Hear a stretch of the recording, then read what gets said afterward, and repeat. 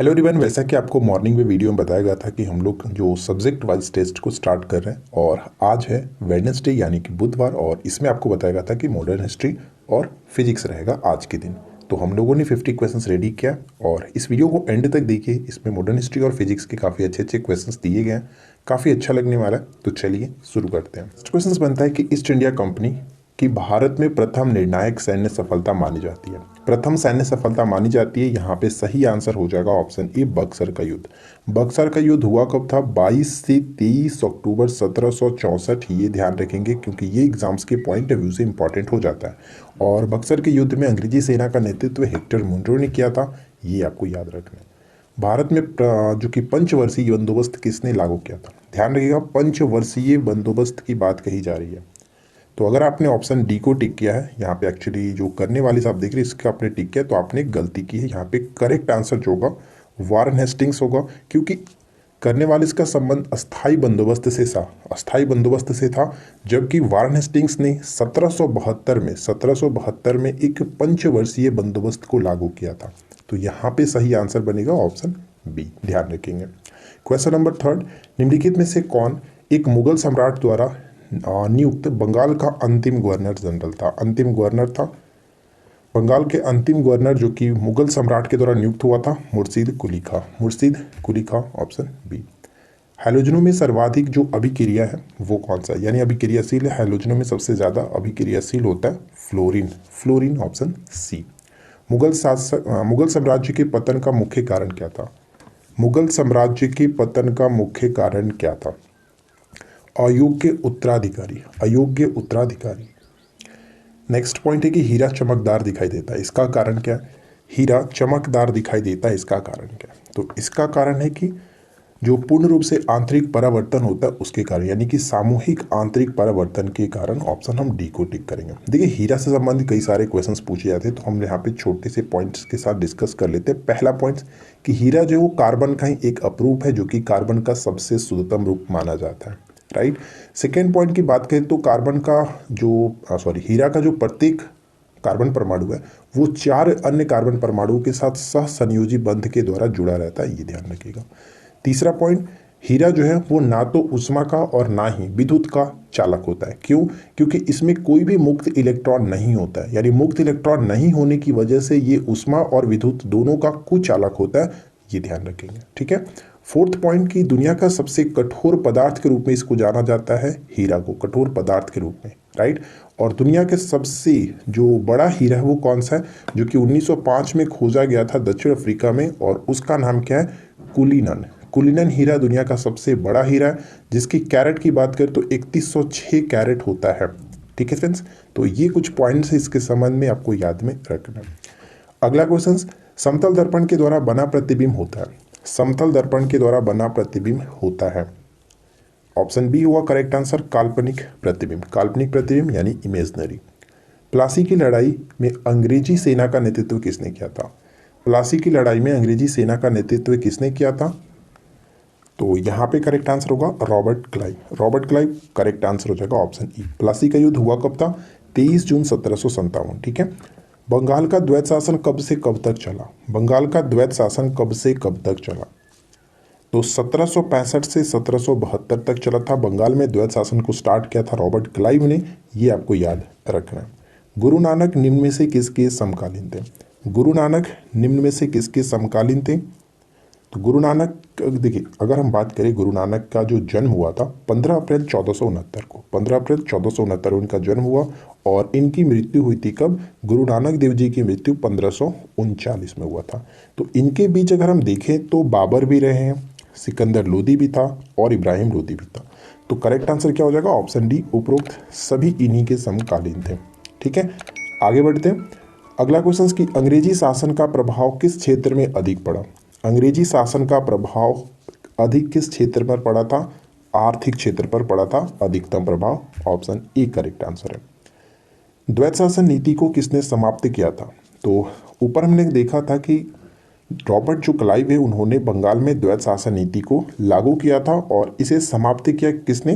तो Warren Hastings ने। Warren Hastings, option C will be correct answer.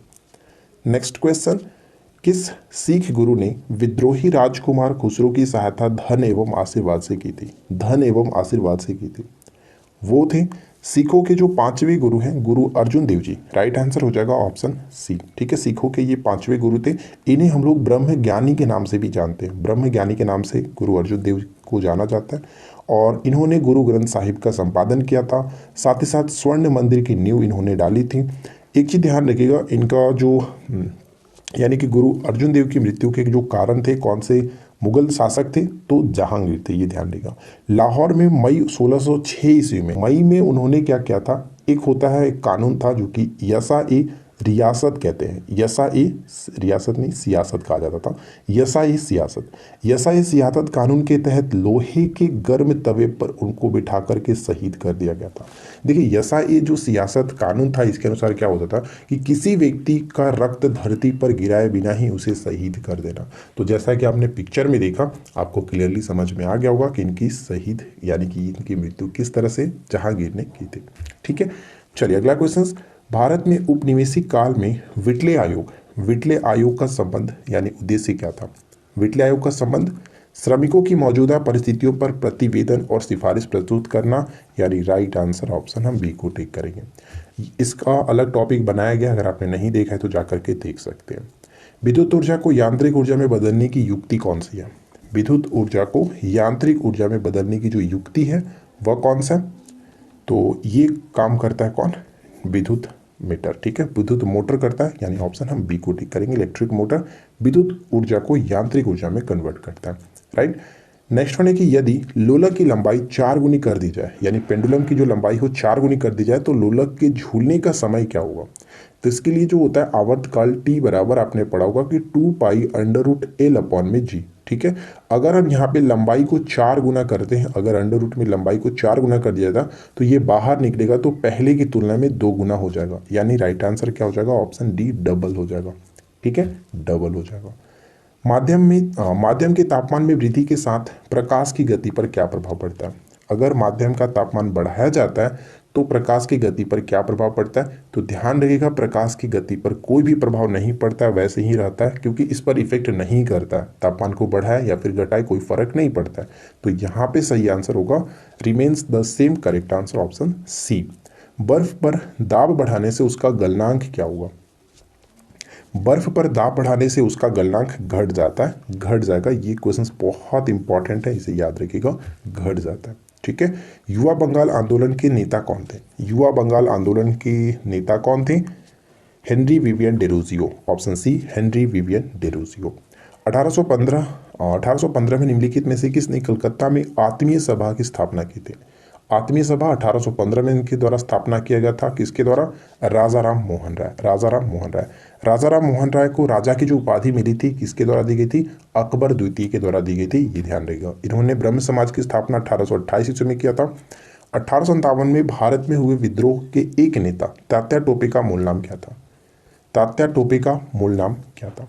तो तात्या टोपे का मूल नाम रामचंद्र पांडुरंग। रामचंद्र पांडुरंग, ध्यान रखिएगा।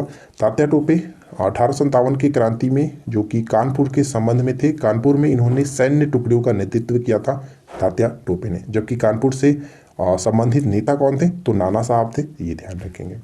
भारतीय संघ के संस्थापक कौन थे? भारतीय संघ, इंडियन एसोसिएशन के संस्थापक कौन थे? तो इंडियन एसोसिएशन की स्थापना 1876 में की गई थी, किसके द्वारा? तो यहाँ पे सुरेंद्रनाथ बैनर्जी, करेक्ट होगा ऑप्शन डी। और इससे पहले अगर हम बात करें 1851, तो 1851 में भी स्थापना हुआ था ब्रिटिश इंडियन एसोसिएशन का, ब्रिटिश इंडियन एसोसिएशन का। और उसके कुछ समय बाद 1866 ईस्वी में एक और स्थापना हुआ जिसको ईस्ट इंडिया एसोसिएशन कहते हैं, ईस्ट इंडिया एसोसिएशन। तो यहाँ पे तीनों कंफ्यूज कर सकता है। 1851 ब्रिटिश इंडियन एसोसिएशन, 1866 में ईस्ट इंडिया एसोसिएशन, और सिर्फ इंडियन एसोसिएशन की बात की तो 1876, ये ध्यान रखिएगा। 1866 की जो बात करते हैं हम लोग ईस्ट इंडिया एसोसिएशन, वो था आपका दादा भाई नौरोजी के द्वारा स्थापित किया गया था। तो ये क्वेश्चन भी पूछा जाता है। प्रकाश तरंग किस प्रकार की तरंग है? प्रकाश तरंग किस प्रकार की तरंग है? तो मैंने आपको कई बार याद कराया, देखिए प्र आ रहा है प्रकाश में और अनुप्रस्थ में भी प्र आ रहा है, अनुप्रस्थ में भी तो प्र आ रहा है, इस तरह से याद रख सकते हैं, ऑप्शन बी। जबकि ध्वनि जो होता है वो अनुदैर्घ्य तरंग होता है। ठीक है, अनुदैर्घ्य होता है। पास्कल इकाई है, पास्कल इकाई है। तो पास्कल किसकी यूनिट है? दाब का मात्रक होता है पास्कल, ठीक है, दाब। ध्वनि की चाल अधिकतम होती है, ध्वनि की चाल अधिकतम किस में होती है? तो अगर आपने ऑप्शन सी को टिक किया है निर्वात यानी ऑप्शन सी वैक्यूम, तो ये पॉइंट आपका गलत होगा, क्योंकि ध्वनि जो होता है वो निर्वात में चलता ही नहीं है, निर्वात में गमन नहीं करता है। इसको ट्रैवल करने के लिए किसी ना किसी मीडियम की आवश्यकता पड़ती है।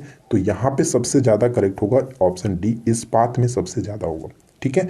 लेकिन प्रकाश की चाल अगर पूछ ले कि वहाँ पे लाइट का स्पीड सबसे ज़्यादा किस में होगा, तो वैक्यूम बिल्कुल करेक्ट होगा। यहाँ पे फिलहाल हम ऑप्शन डी को टिक करेंगे। अगला क्वेश्चन कि अतिवादियों और उदारवादियों के पुनर्मिलन की प्रक्रिया में प्रमुख शिल्पी निम्न में से कौन था? प्रमुख शिल्पी निम्न में से कौन था? Annie Besant, option A Annie Besant बिल्कुल सही आंसर होगा। एनी बेसेंट ने 1917 में भारतीय राष्ट्रीय कांग्रेस की प्रथम महिला अध्यक्ष बनी थी, जो कि कलकत्ता अधिवेशन की। निम्नलिखित में से किस आंदोलन के कारण भारतीय राष्ट्रीय कांग्रेस का विभाजन हुआ, जिस कारण से नरम दल और गरम दल का उद्भव हुआ था? ये उद्भव 1907 के सूरत अधिवेशन में हुआ था। किस कारण से? स्वदेशी आंदोलन, स्वदेशी आंदोलन, ऑप्शन ए। निम्नलिखित में से किस कृत्य के कारण भगत सिंह, राजगुरु और सुखदेव को 23 मार्च 1931 को फांसी दी गई थी? इनको फांसी कब मिली थी? 23 मार्च 1931, ये डेट याद रखना है। और ये जो कारण था क्या? वर्ष 1928 में लाहौर में सैंडर्स की हत्या का कारण। ये बिल्कुल सही आंसर बनेगा, ऑप्शन ए को टिक करेंगे। साइमन कमीशन का भारत आगमन किस वर्ष में हुआ था? साइमन कमीशन का भारत आगमन किस वर्ष में हुआ था? तो राइट आंसर हो जाएगा ऑप्शन बी, 1928। 3 फरवरी 1928 को भारत में आगमन हुआ। अगर आपसे पूछ ले कि पटना में आगमन कब हुआ था, ये इंपॉर्टेंट बन सकता है। तो पटना में आगमन हुआ था 12 दिसंबर 1928 को, 12 दिसंबर 1928 को। भारत में 3 फरवरी था, 3 फरवरी 1928, जबकि पटना में 12 दिसंबर 1928, राइट। नेक्स्ट वन क्या है? निम्न में से किस आंदोलन में सरदार वल्लभ भाई पटेल ने मुख्य रूप से भूमिका निभाई थी?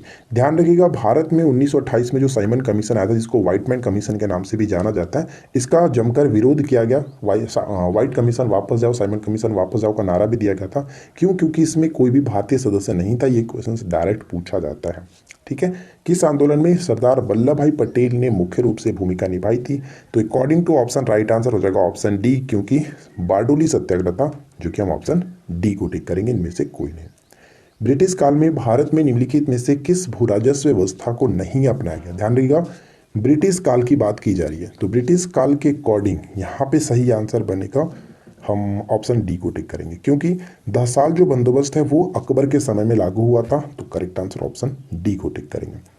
नेक्स्ट वन है कि 19वीं सदी में भारत में ब्रिटिश पूंजी का सर्वाधिक निवेश किस क्षेत्र में हुआ? सर्वाधिक निवेश किस क्षेत्र में हुआ? ऑप्शन ई सार्वजनिक ऋण, सार्वजनिक ऋण, ऑप्शन ई। किलोवाट घंटा जो है किसका मात्रक है? किलोवाट घंटा किसका मात्रक है? तो किलोवाट घंटा मात्रक होता है ऊर्जा का, ऑप्शन डी, ऊर्जा का मात्रक होता है। एक नदी में चलता हुआ जहाज समुद्र में आता है, तब वह जहाज का स्तर क्या होगा?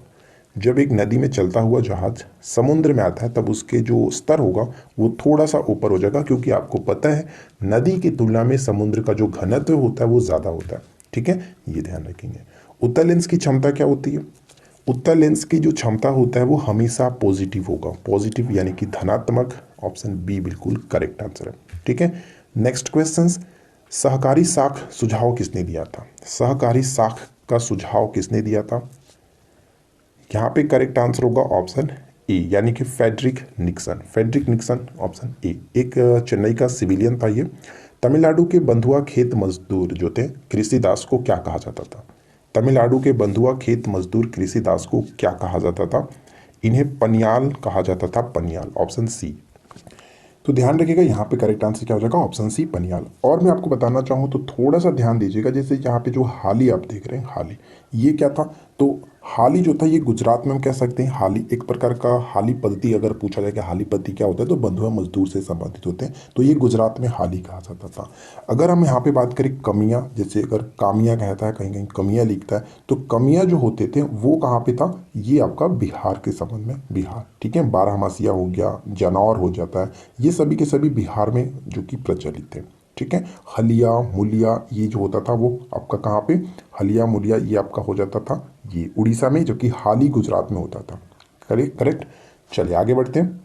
नेक्स्ट क्वेश्चंस दिया गया कि मराठों के बर्गीगिरी का मतलब गुरिल्ला युद्ध प्रणाली, छापामार युद्ध प्रणाली, गुड़ का सबसे पहले और सबसे अधिक उपयोग किसने किया था?